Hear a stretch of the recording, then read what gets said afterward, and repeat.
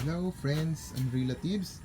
So kaway-kaway naman dyan sa mga may kambingan at sa mga nag-aalaga ng kambing. Alam nyo po, kung gusto nyo ng pagbabago sa sarili sa buhay nyo, kung kayo man po ay empleyado, maglaan po kayo ng kaunting pondo, kaunting pera para po sa pagkakambing.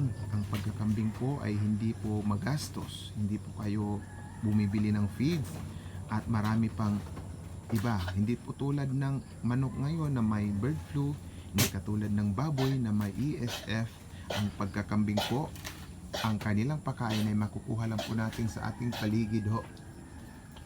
Ayan ho, madali lang po silang paramihin, madali lang po silang alagaan. Yung kanilang pabahay ho, hindi ho ganun kamahal ho. Katulad nitong aking daw pabahay, tingnan nyo naman ho, puriyero, tsaka tira-tirang kahoy lang po yan. Matibay po siya. Yung aking barako is 90 kilos mahigit po. Yung kanilang pabahay, tingnan nyo naman ho, tira-tirang kahoy lang yan. Ayan ho, sapat na ho sa kanila yon nang hindi sila mainitan at maulanan.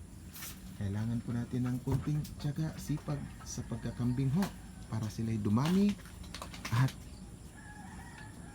pang retirement na rin po. Salamat po at sa kunting tips at mahalaga sa kambing. Salamat po.